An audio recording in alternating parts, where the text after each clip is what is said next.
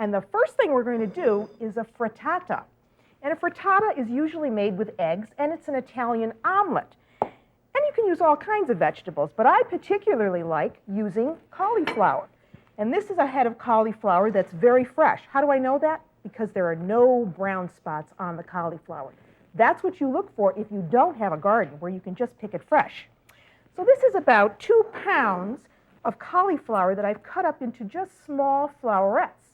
And in my frying pan here, I've already sauteed 1 large white onion in a little bit of olive oil, about a tablespoon. And now I'm going to add the cauliflower raw, right to the onions. So this goes in, and now I want to let this cook, for about 8 minutes or so. I'm going to give it just a little bit more olive oil, not too much, I'm going to eyeball that, about a tablespoon. And I'm using extra virgin olive oil. Mix this around, and I'm going to cover this because I want the cauliflower just to soften a bit. So now, while that's softening down, we can go to the rest of the ingredients for the frittata. And as I said, we need eggs. So for this, we need a minimum of 4 eggs, although most frittatas are made with 6. And if you couldn't have eggs, well, then you could do this with egg beaters, for instance, if you were watching your cholesterol. So 4 eggs in a large bowl. And now we want to just whip these up very lightly. We don't want to beat too much air into these. So use a whisk and just lightly beat them up. And some flat leaf Italian parsley. Remember, Rick had that in his garden. That was about 1/4 cup. If you don't know what flat leaf is, here it is right here. It has a much better flavor than curly parsley, which I think is only good as a garnish. So mince up about 1/4 cup to go with the eggs. And then we want a little bit of coarse black pepper in this. I think Rick would really love this recipe. And 1/4 cup of freshly grated Parmigiano Reggiano cheese. That's Parmesan cheese. That goes in. And then I'm going to add something which I really like to give a little color to this particular omelet, and that is sun-dried tomatoes. Now, Rick did not have that in his garden, but I made my own. And here's 1/4 cup of sun-dried tomatoes that I've just diced up into small pieces. And this gives kind of a nice color. It reminds me of the Italian flag because now we've got the white-looking cauliflower, the red from the tomato, and the green from the parsley. Okay, now this is ready to receive the cauliflower. Let's see where we are here. Let me give this a quick stir. You see how nice those onions look with this. I think I'm going to have to let that cook just a little longer before I can add it to the eggs. So let me let that go for a minute. And I love asparagus and a red pepper salad. Now here's some fresh asparagus. Now let me talk to you a little bit about asparagus, because in Italy there are several kinds. There's the fat and there's the thin. And when you buy thin asparagus in Italy, it's called mangiatutto, which means you can eat the whole stalk. Now when we buy it here, sometimes it can be tender. Sometimes you're buying old asparagus. You know you're getting fresh asparagus when the tip is very tight and not open. When you see open tips, don't buy it. That's old asparagus. Then some people like to just shave the asparagus stalk like that and not cut the stem off. But if you don't want to do that, you can always find the breaking point of asparagus. You see that? You always know where the breaking point is. So you just bend, and it will automatically come off in the right place. So much for Mother Nature. Okay, so now how are we going to cook those? Well, we're going to roast them. And to do that, you clean your asparagus and then put a little bit of olive oil on a bake sheet. About a tablespoon. I'm using extra virgin olive oil again. And then you want to take the asparagus and just line them up on the sheet in a separate little spot all to themselves, because you want these to roast and you want to be able to turn them over so they get a nice little color on both sides. So this goes into the bottom oven, and that roasts for about 20 minutes. Now, I happen to have a tray in there for you. And here they are. You see how beautiful they look?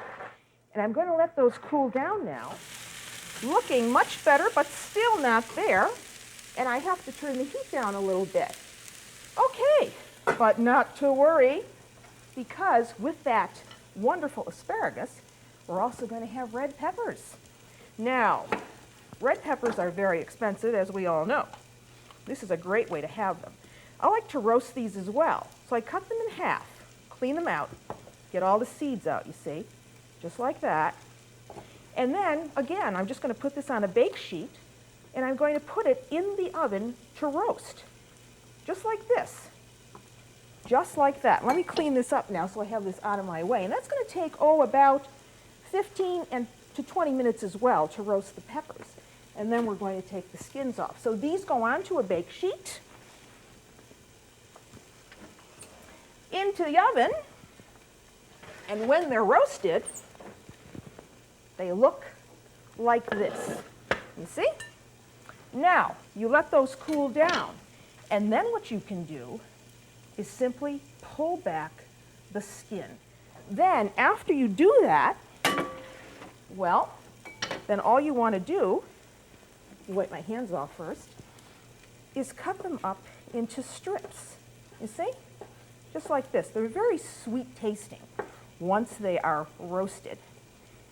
Now, once they're cut up into strips, well,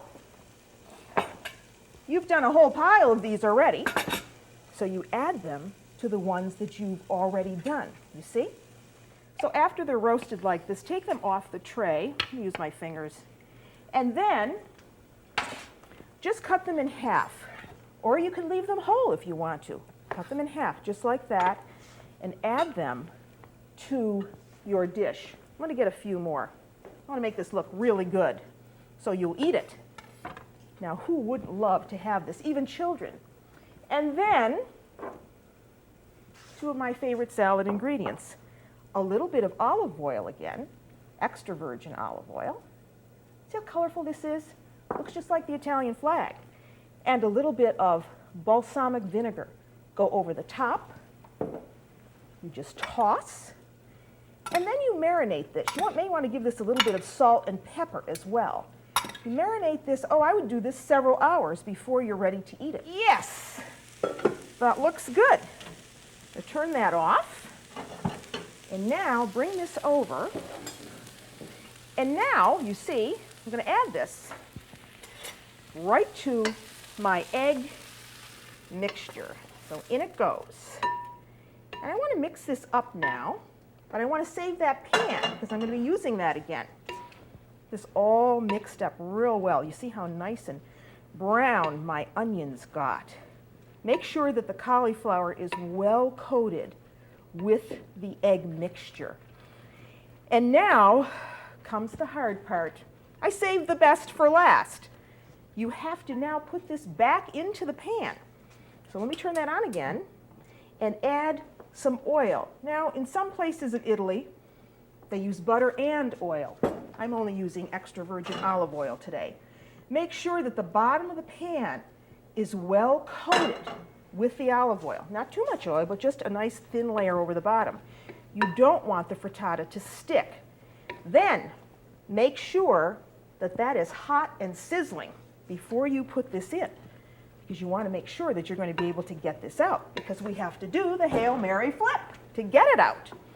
Okay, looks good, and it's hot, and in it goes. Once you get it in, you want to make sure that you press down on all the ingredients. Press down real well, away from the sides. And you have to be careful when you do this, because I don't want anybody to burn themselves, but get a flat pan that can go over the top. You see, just like that. Then, very carefully, take it, say a prayer, and flip. And you see how beautiful that is.